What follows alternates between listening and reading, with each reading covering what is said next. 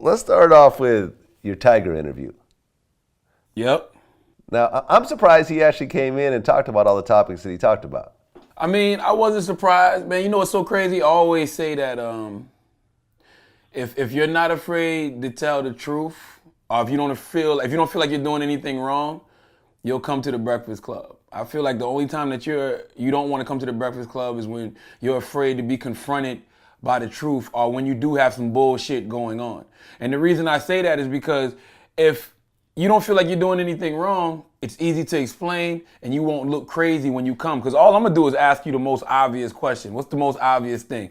Bruh, is you fucking Kylie or what? Is you dating her? Is you red shirting the pussy? What's going on? And he didn't run from it. He didn't run from it at all. Well, he said that the two of them are just friends. They might just be just friends. I mean, listen, what constitutes friends, in this day and age? They may be just friends. They may just hang out, kick it. He possibly could be fucking her, or maybe he's been doing what I've been telling y'all he's been doing for the longest, red shirting the pussy. She's 18 in August, bruh. And I'm gonna tell you something else, Vlad, which fucked my mind up. When you go look at the legal age of consent throughout America, majority of states are 16. Majority of states are 16 years old. I mean, the guy just turned 25. It's a lot of 25 and 17. What's that, an 8-year age difference? I mean, Jay-Z's way older than Beyonce. Diddy's way older than Cassie. Russell Simmons got with Kimora Lee Simmons when she was 17 and he was 35. Jerry Seinfeld was publicly dating a 17-year-old chick at one point here in New York City. So is Tyga really doing something wrong just because the age of consent in California is 18? Well, what exactly happened with the Kanye interview? Because I guess that some audio came out where he said that Tyga and Kylie are in love from your show. I don't know what happened with that. Because if you look at that interview was 52 minutes long. That part was 2 seconds. And to me, after he said what he said about, they're in love, then he goes on to say, I think Tyga was smart. He got in early. So I don't know what happened. Like, after we do our interviews, man, and our interviews go through a process where, they go through a couple different, hands before they get uploaded to iHeartRadio, before they hit the air, before they hit online.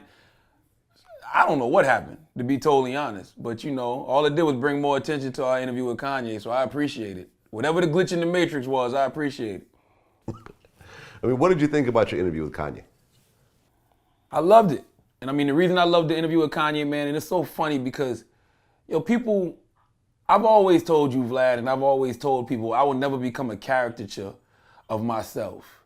Meaning I will never be what people always expect me to be. Like, I think sometimes, man, when you do certain interviews, people fall in love with certain interviews. I never interview every artist the same. I mean, I'm going to always be honest and truthful, but it's depending how I'm feeling. The first time Kanye came, I had a thing on. I was a little pissed at Kanye because that's a brother who I've always been a fan of, and I felt like he was just out there doing a lot of words and lip service, and he wasn't doing enough showing and proving by actions and deeds. Like, he was doing a lot of crying and complaining instead of actually putting his best foot forward to change things, which he could do. And so I brought that to his attention when he came the first time. The second time, the only gripe I had with him was the fact that he rushed the stage at the Grammys. It was funny, but then his after show rant with Beck, he went in on Beck and told Beck that he needs to respect artistry. So when I gave him Donkey of the Day, it's like, yo, Kanye, how can you tell somebody to respect artistry when you don't respect other people's artistry? Like, you want people to respect the artistry that you like, but that's not the way the world works. When I brought that up to him in the Breakfast Club interview, what's the first thing he did? He owned his bullshit. He was like, yo, you absolutely right.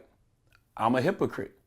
And he went on to say, I never even listened to the Beck album. Then he said when he was having dinner with Taylor Swift, he would listen to the Beck album, and the Beck album actually was good. So it's like, yo, man, when you own your shit, like I just told y'all, when you own your shit, there's nothing else to say. It's the Eminem and 8 Mile theory. At the end of 8 Mile, Eminem got on that microphone, said everything that guy possibly could say bad about him. He owned his shit, and the guy couldn't even say anything. And it's the same thing when you come to the Breakfast Club or sit down with Charlamagne. I'm only coming at you with things that are already out there. So I loved the second interview. I felt like It was a great conversation. And I felt like Kanye gave us 52 minutes of great insight. And I love what Kanye West's head is at right now, because his feelings on race are my feelings on race. I feel like there is, I mean, of course there's black and there's white, but at the end of the day, we're all just one race, which is the human race. So we have to learn to be in one accord with each other. And I love that rhetoric that he's speaking right now. I was surprised that he actually came on the Breakfast Club, because it seemed like the first time he came on, it didn't turn out too well for him. You know, I mean, there was the whole Kanye Kardashian thing. It seemed like he was kind of stressed out around you. Yeah, but I mean, if you watched the interview with the Breakfast Club as well as his interview with Zane Lowe, Kanye said it. He was in a crazy space, you know, a couple years ago. He said that he couldn't find the right words to communicate what he was trying to say. He said that when he was trying to communicate certain things, it was coming out all wrong. So you can't look at me, like there's a lot of people like looked at me a couple years ago and was like, yo, you hating on Kanye. You know, you just don't understand what he's saying. Kanye didn't even understand what he was saying. So what y'all need to do is get up off dick, stop riding dick so much sometime, and learn to be objective. And that's what I be saying about stans versus fans. I'm a fan. So when I'm a fan of somebody, I can be objective and sit back and be like, hold up now, what is Kanye talking about right now? And I can check him about that or approach him about that. When you're a dick rider, a stan, you have no objectivity. You're just, no, Kanye's the God. Kanye, you know what he's talking about. I can understand what he's talking about. He didn't even understand what he was talking about. You know what I'm saying? So how can you? Yeah. But now he's got a grasp on exactly the message he wants to deliver. And I don't even think his message now is the same thing he was on 2 years ago. You know what I'm saying? I think he's like more of a family man now. He's married. He's got a child. And I mean, we all know, man, being married and having kids does change you. It does help you to grow. It does help you to evolve. So I think that the things he's more concerned about now are more important than the things he was concerned about 2 years ago. Because everything he was concerned about 2 years ago was self-serving. Like, that shit didn't help the needs of the public. Like, I don't give a fuck about, you know, the fact that the fashion industry won't let you in. That's a personal plight. You understand what I'm saying? And guess what? You still selling $500 sneakers. You know what I'm saying? So what was the issue? Like, you still haven't figured that part out. But I like where he's at as a man right now. I really do. Well, I interviewed a lot of people before the Adidas Yeezy came out. And most people, I mean, it was a little bit split, but I would say that most people I interviewed said that they don't think that the hype with an Adidas Yeezy will be near the hype of a Nike, just because the level of the two brands is so different. But, you know, as the owner of Sneaker Watch, I can tell you that the hype over the Adidas Yeezy was just as big as any other Yeezy that came out. I think it was. You know what I'm saying? I got a pair of Yeezys. I'm not gonna front. When I see him, when I first saw them, I said to myself, they look like a paper mache project. They look like a 7th grader's paper mache project that they put together. And then I started seeing them on a couple of people's feet. I saw them on Big Sean. I'm like, yo, they look all right.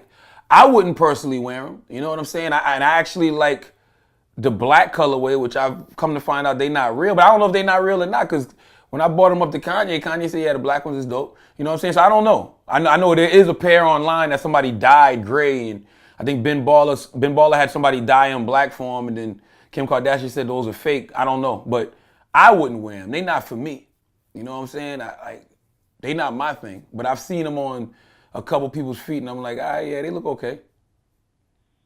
Well, the hype was up there, though. I didn't notice a difference. I mean, I feel like every time Kanye puts out a sneaker, it's a hype around the sneaker. Whether it's the red ones, whether it's the original Yeezys that was khaki colored and pink, which I had a pair and then gave them away to my little cousin because I felt stupid wearing them shit. I don't know why. I just felt stupid when I had the first original Yeezy. Somebody gave me a pair when I was in Philadelphia, and they just not my style. Like, that ain't for me, man. That's for dudes that like to wear like olive colored skinny jeans and salmon colored pants. Like, I ain't that cool, I guess. I'm not that cool to rock them shit.